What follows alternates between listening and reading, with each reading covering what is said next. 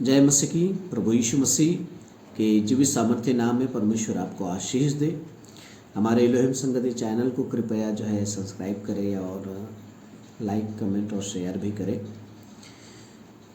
ये चैनल जो है सुसमाचार सुनाने या फिर प्रभु यीशु मसीह के ज्ञानवर्धक बातों को आप तक पहुंचाने के लिए बनाया गया है, तो आप अवश्य जो है इसे ध्यान से सुने और सीख सकते हैं। हम छोटे संदेशों में आपको जो है परमेश्वर के ज्ञान की बातों को बताते हैं। नीति वचन अध्याय 23 और उसके 6 से 8 पद में हम एक दुष्ट पहुनाई और अच्छी पहुनाई के विषय में हम थोड़ी देर मनन करेंगे। लिखा है, जो डाह से देखता है उसकी रोटी ना खाना और ना उसके भोजन वस्तुओं की लालसा करना, क्योंकि जैसा वह अपने मन में विचार करता है वैसा आप है। वह तुझसे कहता तो है खा पी, परंतु उसका मन तुझ से लगा नहीं। जो कौर तूने खाया हो उसे उगलना पड़ेगा और तू अपनी मीठी बातों का फल खोएगा।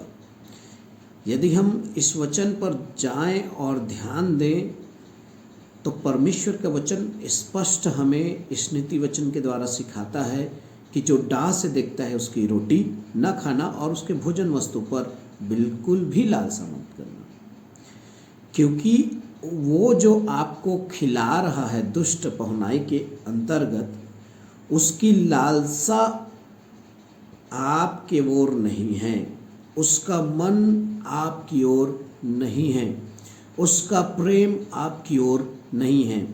वो दुष्ट विचार के साथ आपको भोजन खिला रहा है। और ऐसी परिस्थिति में एक दिन आपने जो खाना खाया है उसे उगलना पड़ेगा, अर्थात वो बातें जो है आपको बहुत ही चोटिल करेगी जब एक दिन वो कहेगा कि इस व्यक्ति को मैं खिलाता हूँ या इस व्यक्ति को मैंने खिलाया है, या ये व्यक्ति मेरे यहाँ जब भी आता है तो बिना खाना खाए वो जाता नहीं।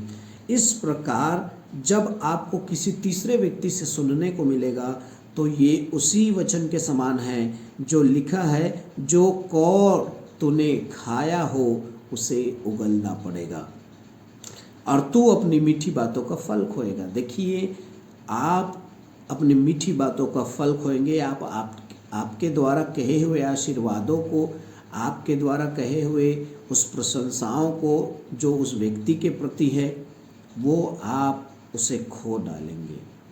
इसलिए प्रिय प्रभु के लोगों, हमें सीखना चाहिए, समझना चाहिए कि हमें किसके घर खाना खाना है या नहीं खाना है, क्योंकि कई बार पहुनाई के नाम पे एक प्रभु के दास के साथ कई बार विश्वासी लोग ऐसी दुष्टता कर जाते हैं या ऐसी बुराई कर जाते हैं जो उस पास्टर के लिए बदनामी का कारण हो जाता है।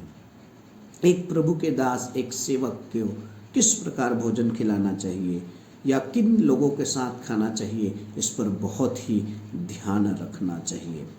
परमेश्वर के वचन में हम जानते हैं कि यीशु मसीह को भी समौन फरीसी ने अपने घर में न्योता दिया भोजन का, और जब वो भोजन के टेबल पर बैठे थे तभी जो है एक स्त्री आकर उसके पाँव में रोकर जो है अपने आंसुओं से उसके पाँव को भिगाने लगी।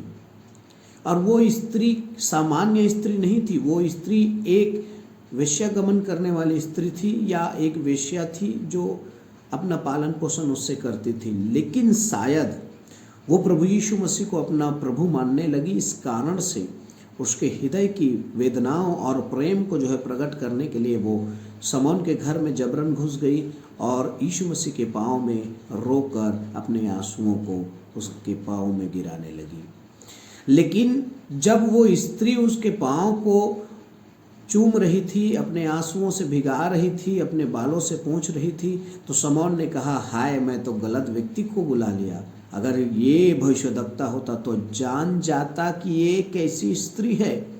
यहाँ पे हम देख सकते हैं कि समौन जो है अपनी धर्मीपन या अपने आप को जो है प्रशंसा के योग्य बनाने के लिए या अपने आप के तारीफ के लिए जो है वो ये काम कर रहा है, ना कि यीशु मसीह से उससे प्रेम है, ना कि यीशु मसीह की उसे पहुनाई करने की दिलचस्पी है।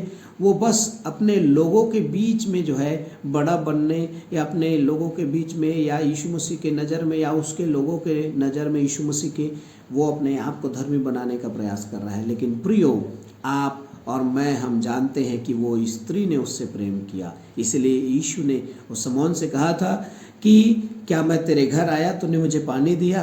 नहीं दिया। लेकिन ये स्त्री ने मेरे पाँव में आंसुओं से भिगाया। मैं तेरे घर आया, क्या तूने मुझे चुमा दिया? नहीं दिया, अर्थात नमस्कार किया? नहीं किया। लेकिन ये स्त्री आकर मेरे पाँव को चूम रही है।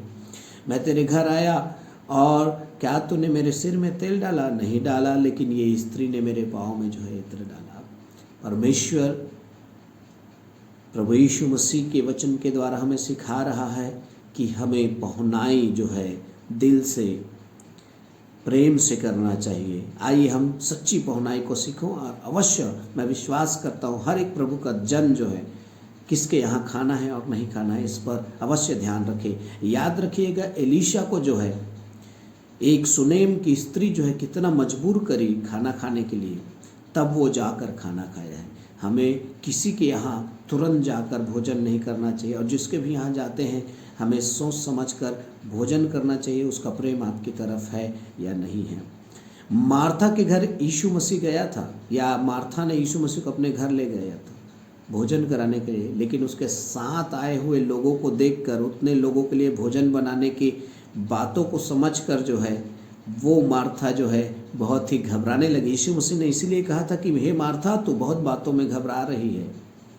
प्रियो, हमें किसी भी विश्वासी के यहाँ या किसी भी रिश्तेदार के यहाँ, मित्र के यहाँ, लोगों के यहाँ खाना खाने में, अर्थात उस पहुनाई में हमें ध्यान से शामिल होना चाहिए। मैं विश्वास करता हूँ ये छोटा संदेश आपके लिए आशीषमय होगा। विश्वास की प्रार्थना और भक्ति में आप लगातार बढ़ते जाएं। प्रभु आपको आशीष दे। आमीन।